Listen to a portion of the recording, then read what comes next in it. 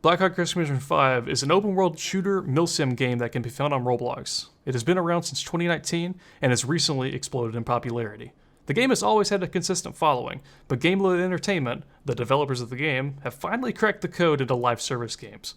Unlike modern and more well-known games such as Call of Duty, Fortnite, Marvel Rivals, and so on, this Roblox game that is not made by a AAA studio says no to the spoon-feeding of mediocre additions and actually addresses community feedback and gives the player what they want. Instead of releasing a new skin for a gun, or a new gun that's overpowered at launch and then it gets nerfed, Gameloaded Entertainment takes their time and gives the player a stable, replayable, and albeit addictive game for those who enjoy military shooters.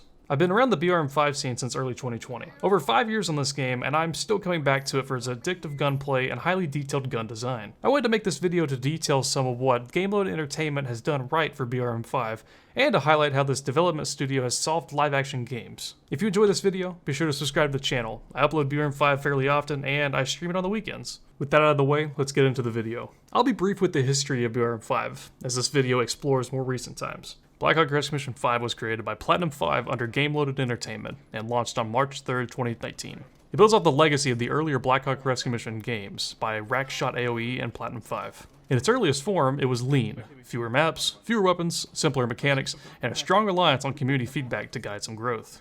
From the beginning, BRM5 blended open-world exploration with PvE elements. Players traversed a large island with enemy strongholds, AI units, and contested zones. The foundation included modular firearm and customizations, just basic stuff such as attachments, optics, and suppressors, vehicles and helicopters with damage mechanics, base capture or compound assault systems, and stealth and detection systems. Over time, early patches addressed stability, fixing collision bugs, AI issues, map glitches, and began widening the content palette for new weapons, new attachments, and so on. One of the biggest turning points was the introduction of skirmish mode for PvP. This shifted BRM5 towards more structured competitive play, teams clashing over objectives, coordinating with vehicles, and leveraging both firepower and strategy. Unfortunately, skirmish mode was removed when Operation Phoenix dropped, the most recent operation of the game. I'm deeply saddened by this, and I long for its return, if it will ever return. Along that, the world received visual overhauls. Ronograd got an environmental pass, new biomes, reworked city layouts, and enhancements to Fort Ronograd and the surrounding map. Dynamic weather was added to deepen immersion, and during Operation Resurgence, we first received access to RGE, now a staple of the game. Beyond big content drops, BRM5's devs gradually shifted quality of life improvements, refining vehicle hitboxes, adjusting explosive mechanics, stabilizing the AI's spawn logic, and smoothing the map navigation. A major update that was 7.8.0 introduced the new server browser, a change how patching works. Active servers would no longer be forced to shut down, but locked and unjoinable once the update deploys. The same patch fixed AI behavior bugs and improved level design quotas to reduce infinite spawns in apartments. This marked a shift. The game was no longer about just adding new content, seeing if it worked, but maintaining stability as complexity scaled. With Gen 4, BRM5 went under a more fundamental transformation. The art, environment, lighting, and animations were heavily overhauled. The look and the feel of the game shifted towards a more modern, polished design. Voice chat was added to deepen team coordination, and for fun laughs. The inventory system was upgraded to give genuine backpack functionality. These changes showed Gameloaded Entertainment's ambition to evolve beyond iteration and towards reimagination. One of the most defining updates in Gen 4 was the stealth update, under Operation Phoenix. The AI detection system was rewritten from scratch. Players could now bag dead bodies to avoid raising the alarm. Takedowns from behind were added, and compounds featured a fear bar to indicate when alarms would be called. The AI got individual detection meters, voice lines, reactions to grenades and door kicks, and reduced vision at night. Additional features were added, such as dragging down players, vending machines in the FOB, compass UI, flashbangs, and various accessory tweaks. In vehicles, explosions became more delicate. Smoke grenades got revised to better block AI vision. AIs with RPGs wouldn't shoot at close range. Audio enhancements were also rolled out. New vehicle collision sounds, engine presets, enter-exit audio, improved suppression audio mixing. Night vision and muzzle effects were also reworked. This patch also fixed many bugs, such as turret usage with inventory, falling through floor glitches, camera recentering after door kicks, and melee glass breakage. In release 7.3.0, BRM5 added the Real-Time Game Editor 2, also known as RGE. This gave creators the ability to build maps inside of BRM5 using move, resize, and rotate tools, prefab buildings, camera tools, and custom PvP maps with round timers. The same update introduced new weapons, the AK-105 with the Mark III chassis, the Saiga 12, the SR-2 MP, and the APB, along with extended accessory compatibility. and new optics. New vehicles were also introduced in this update. Enemy AI behavior was tuned, full auto accuracy was reduced, attention spans lengthened, health and damage pools tweaked, spawn radii adjusted, and more. Level map work including fixing AI, seeing through door frames, spawn overlapping, prop streaming, collision fixes, and remote turret/mortar sound fixes were also dished out. Also a small yet significant tweak, hovering over a vehicle with your mouse reveals who owns it.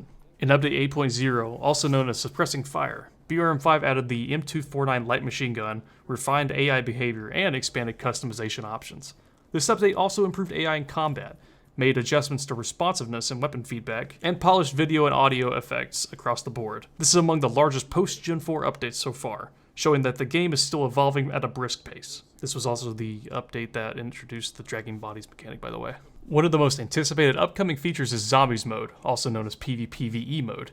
In June of 2025, an early build of Zombies was shown, confirming that BRM5 is pushing into a hybrid survival territory. Community sources suggest Zombies was delayed until after Gen 4 so the devs could rebuild core systems to support it, and I agree with those claims. There's speculation that Zombies will launch with PvPvE looting and extraction mechanics, or more traditional PvE objective modes. Possibly on a new, denser map that takes place in New York or Manhattan, both, I don't know, to avoid overcrowding Ronograd. The devs are expected to release Zombies in a closed alpha first to gather feedback, and the release date for that comes with Operation CRYO on October 31st, which I will be live. Hopefully you guys will catch that. As BRM5 has scaled, so too has its community criticism and debate. One thread on Reddit, of course, about Gen 4 update summed it up. My main gripe is the lag in superhuman AI that can snipe you from 3,000 feet away and spawn in the floors and walls of strongholds. Many players praised the additions of voice chat, inventory, and new animation, but lamented persistent bugs, performance issues, and AI overreach. Others have highlighted the tension between adding new content and maintaining balance. Weapon meta shifts, AI tuning issues, and delays in promised features like Zombies have all drawn frustration. The devs have attempted to address these via hotfixes and patches, but some feel BRM5 still hasn't found stability in the face of its own ambition.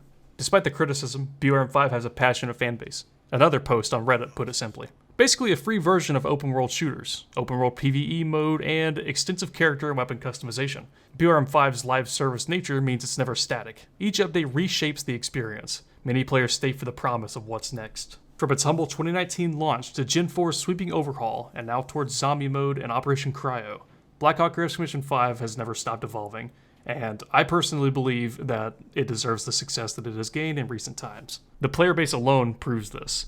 It went from peaking at about 2,000 on updates to now peaking at 5,000 to 6,000 and more depending on the size of the update, and I guarantee Zombies will be breaking 10,000 players at launch. Its history is one of ambition, experimentation, triumphs, and challenges. Every major update, whether it's a stealth rework, a game editor, or suppressing fire, it shows a team pushing the envelope. The road ahead is uncertain. Will Zombies deliver as everything that we hope for?